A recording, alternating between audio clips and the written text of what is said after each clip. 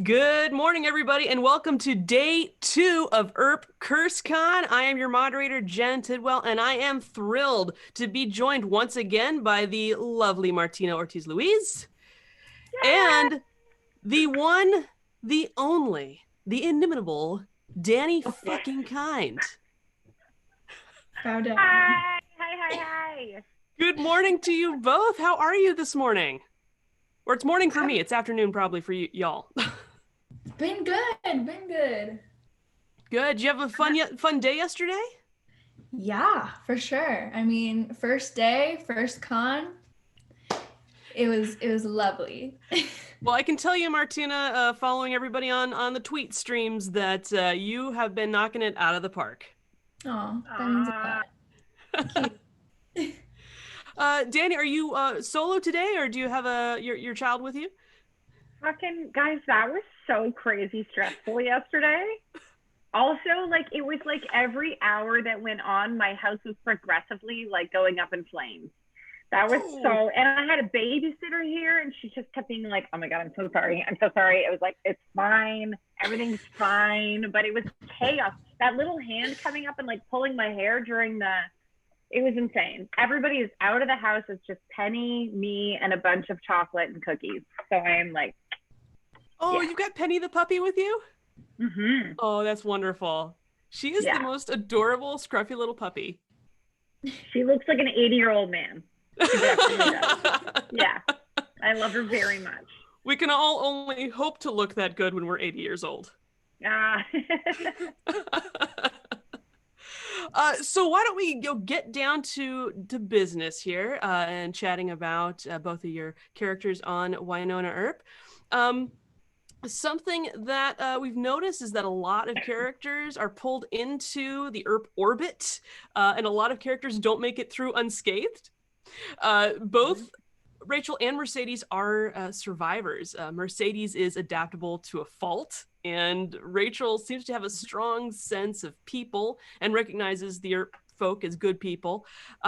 What do you each think makes these characters particularly good at surviving, and why do they fit in so well with the Earp crew? Danny, I'm going to start with you. Yeah, I think Mercedes is just ignorant as all hell. And she, she's like, we were talking about it a little bit yesterday. She's like one of those people that is like very annoying, but somehow every character seems to like get along with her in some capacity, which is amazing. Yeah, she's just like ignorantly going along. But then there's also a level of smartness to her, like her marrying, give me his name. Who's the snake? Bullshar. Thank you. Them getting like her marrying him, she's just like, this is what I have to do to survive. It was a really smart move because she made it, and she looked fucking great when Wynonna showed up. You know, it's like she like has blind faith in the Earp family too. It's just like, I think she also knows. She knows that they're going to come and save the day regardless. Yeah, and hopefully in time. Hopefully in time. Hopefully in time. Yeah. Martina, what do you think?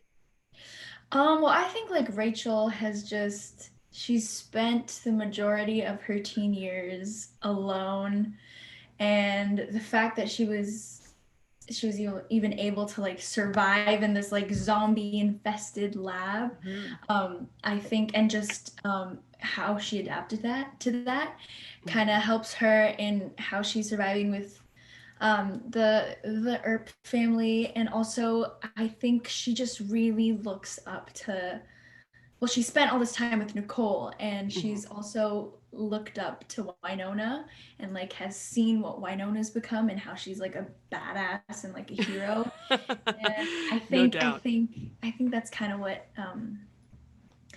what has made her fit in so well with the group.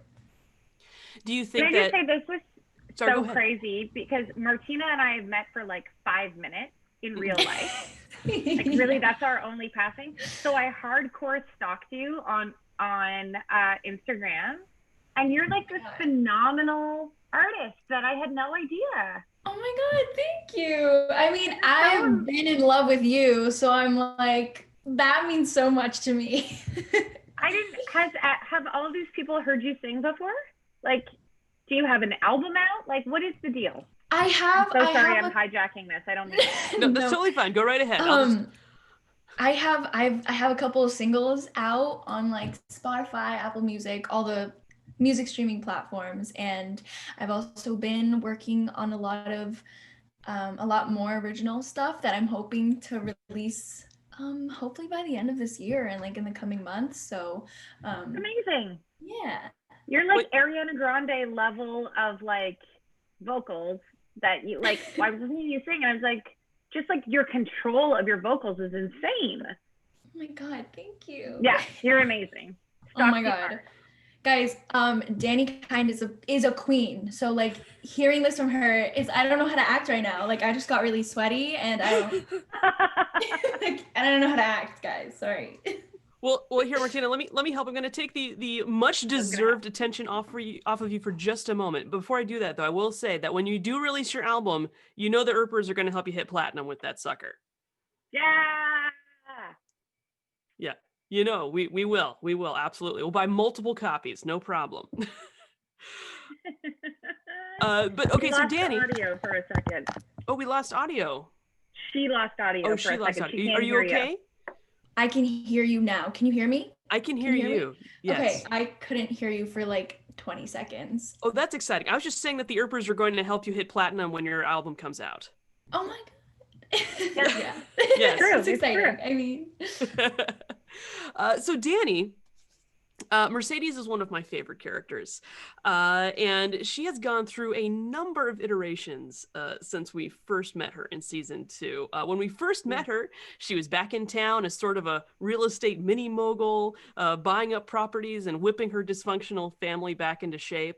And then she went through this harrowing and traumatic experience and spent her family fortune on plastic surgeries to fix her face and maybe try to find herself again, I guess, through that process. Now she seems to be, key part, superficially shallow, but a determined survivor, willing to marry the villain or pretend to be a vampire dominatrix. Because you had so little work with her at the outset of the characterization before having to play an entirely different Mercedes.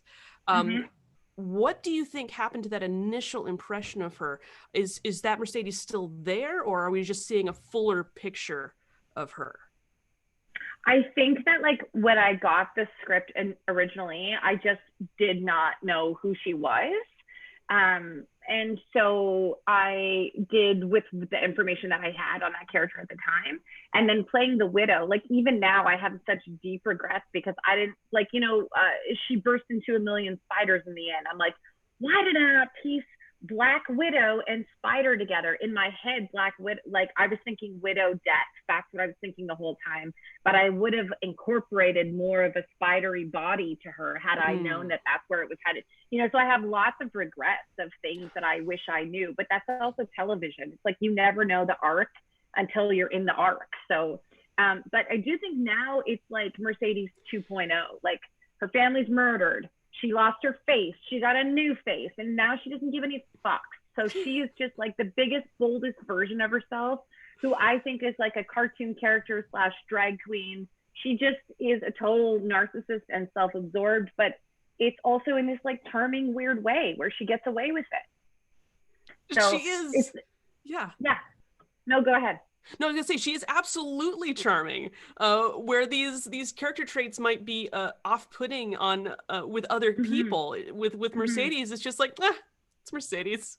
It's Mercedes. She's our lovable asshole. It's fine. It's fine. I know. Like why has Winona not shot her? Just out of annoyance. Like I don't even know. But somehow there's some kind of thread there between the two of them. Yeah, there's something. Maybe it just does go back to their personal histories with each other. I think so. Yeah. But so your two characters, both of your characters have not interacted with each other yet.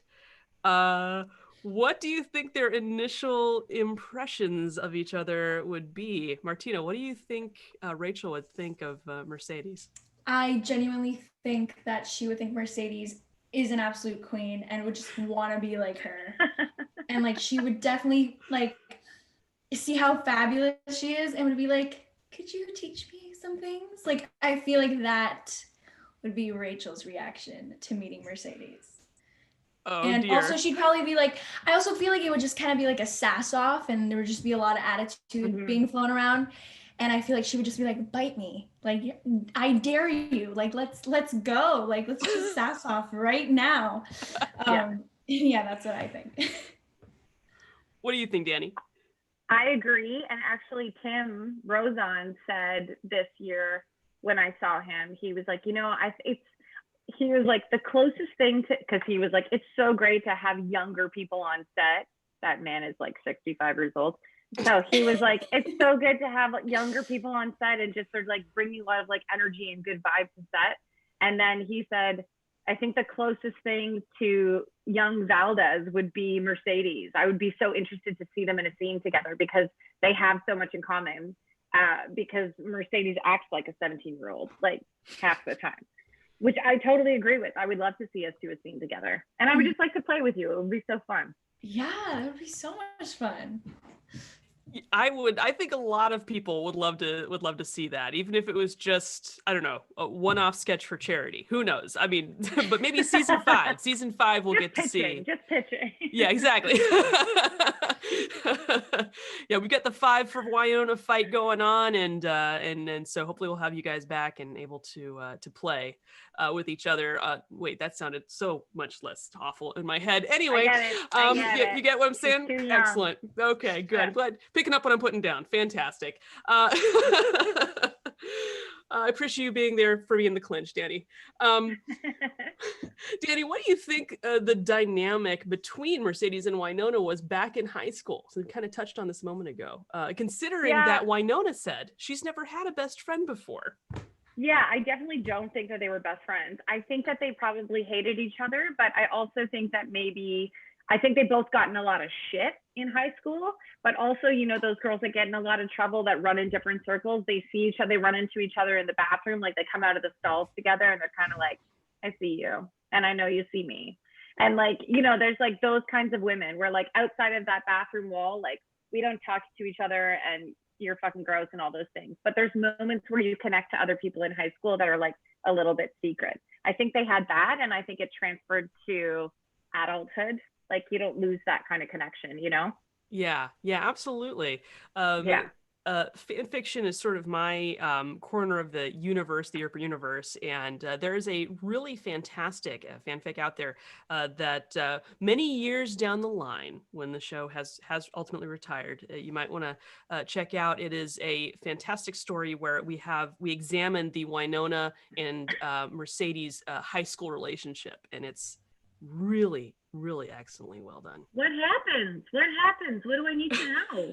Well, I don't want to give it fully away, and I don't want to influence your take on the character at all. But essentially, the premise is that while they don't hang out in school, they do hang out after school at night and just kind of they're each other's sort of rock for venting off all the crap that's happening in their individual families. Yeah.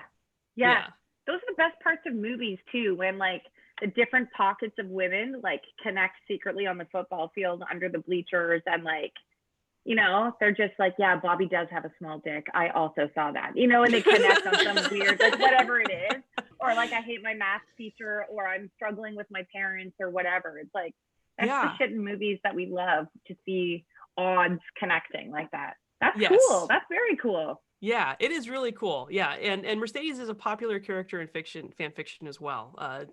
Really? And yeah. Who knew? She's always like the ride or die bitch for Wyona in the yes, yeah. Let's see. Martina, actually, you know what? This is another kind of question for the both of you, but I'm going to start with you, Martina, on this one. Okay. We've seen both of your characters wear other people's clothes.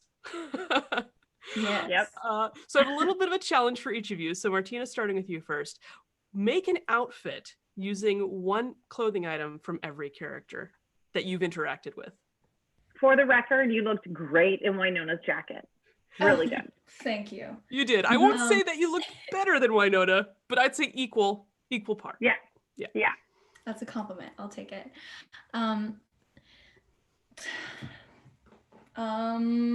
Let's see. to take. Okay, so like one piece of, so like bottoms from one person and like a shirt or something. Okay.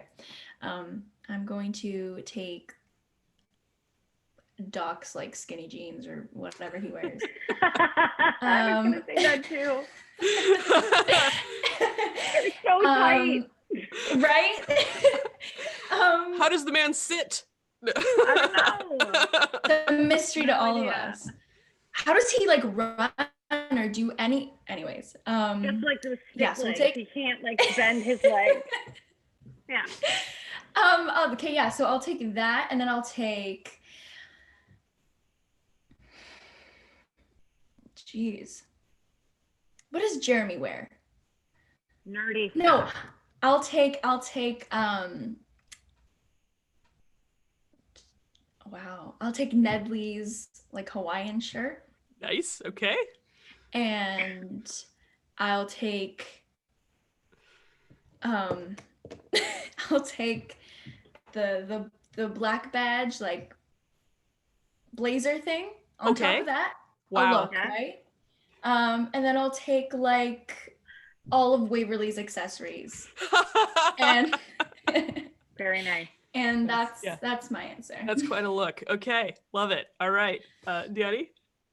I'll take Winona's boots, Doc's pants, Jeremy's like a clean like button-up shirt. Ooh. And then and like with one of his ties, and then I would throw like a Doc sort of like vest. I'd definitely steal his hat too. I like his whole look. And Waverly's underwear. All right. So fan artists who have tuned into this panel, you now know what your next sketch is going to be. I would even fit one ass cheek in Dom's underwear for the record. She's so small. Like not even.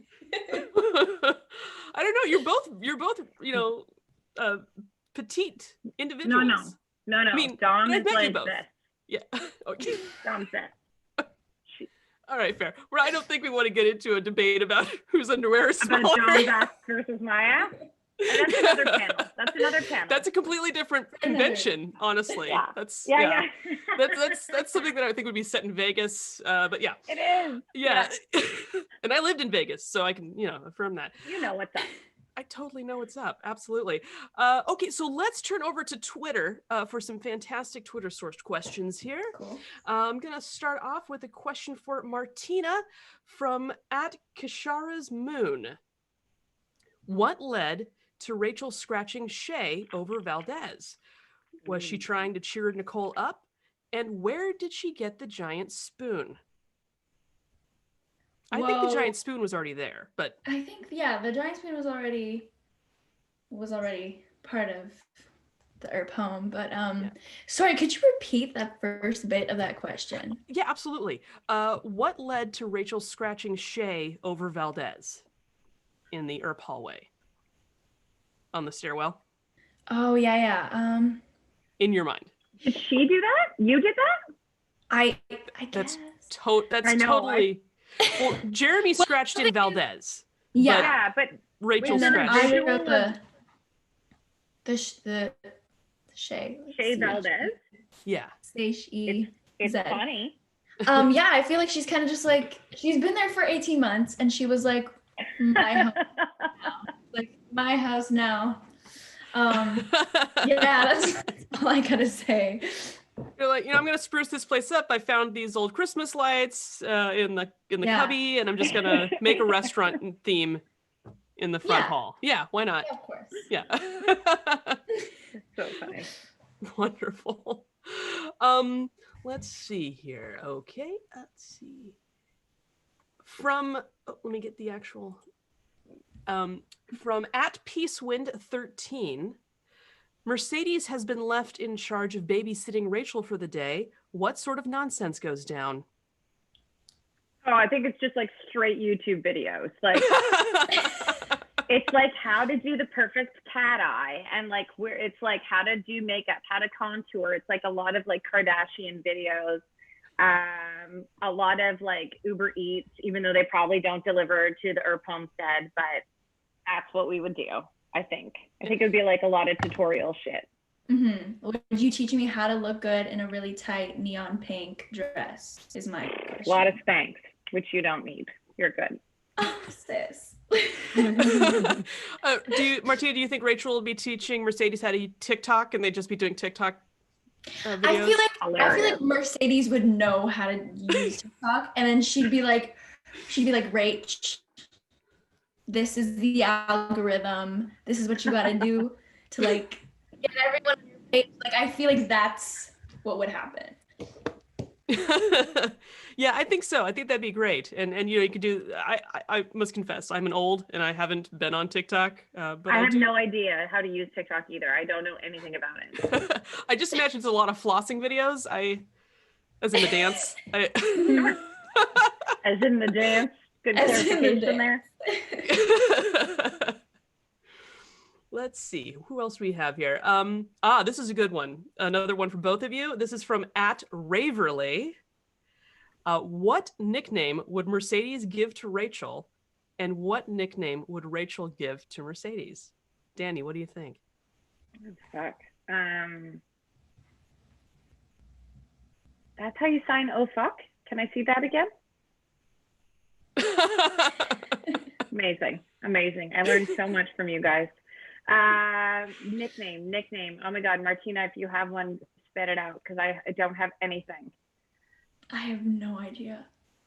It would be like, I think she would just call her bitch. I don't think she's like, or like she'd be like, you're my bitch, you're mine. It would be like that kind of thing. That's not creative, but I think that's what it would be. Yeah. I think that is sort of Mercedes' fallback. Anticlimactic. Fallback, but it's fine. I mean, I think maybe the intonation would change, perhaps. Like, yeah, sure. Yeah, Jen, you're really throwing me a lifeline here. I appreciate it. That's my job, my dear. I got to make sure we all look good, right? Let's see. What's this is an excellent one. Actually, this is probably one you've gotten already. I apologize if it's a redundant one, Martina. This is from @Across the Panels. Do you think you'll get to sing on the show? Ooh, yeah. I mean, I guess you guys will just have to see. Ooh, that makes me very excited for 4B, is what that does. Me too.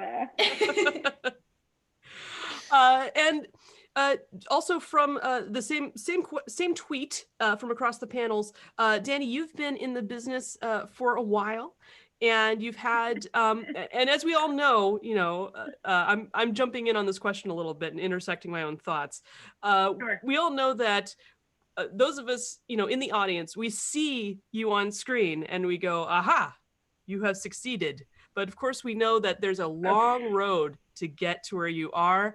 And even now at this level, I'm sure you're still having to go through audition processes and things that. Yeah. So you're not, it's not like you've achieved this pinnacle, perhaps, but you're still, to us, you're a star. So having gotten to where you are now, do you have any advice for Martina now that she's starting out in the acting side of things?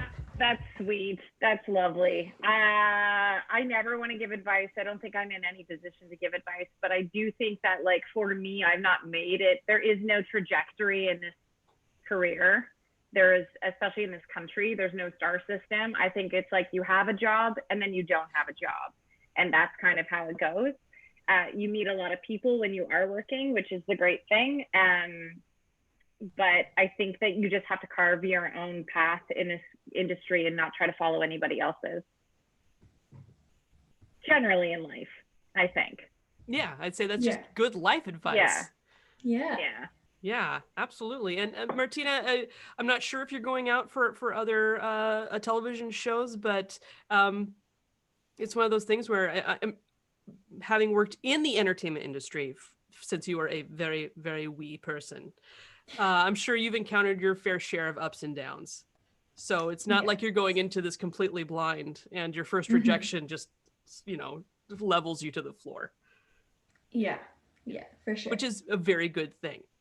This is that's the interesting thing about acting. You have to have this incredibly thick skin, but also be deeply in touch with your emotions all the time. Yeah. So it's this huge like dichotomy you're living every single day. Oh, let's see. Danny, what would Mercedes' reaction be if she saw Rachel entering the glory hole for no reason? She'd probably take her under her wing and then be like, "Get out of here, bitch! You're too young. Come back in a couple years." It would be like something like that. She'd be like, "Here's a box of juice. See you later." Like, she would do something. It would be something like that. I think she's not out to corrupt any young people. Yeah. Well, that is a absolutely on par with character, I believe. And we are unfortunately out of time. I just want to keep talking, but we can't. We are out of time. So I just want to thank both of you so much for joining me this morning to chat. This has been a delight. Thank you once again to our amazing ASL interpreter, Nicole. And stay tuned, everyone, for more amazing stuff to come from Earp CurseCon. Thank you, Jen. Bye. Thank you, Thanks, Earp Jen. CurseCon, everybody.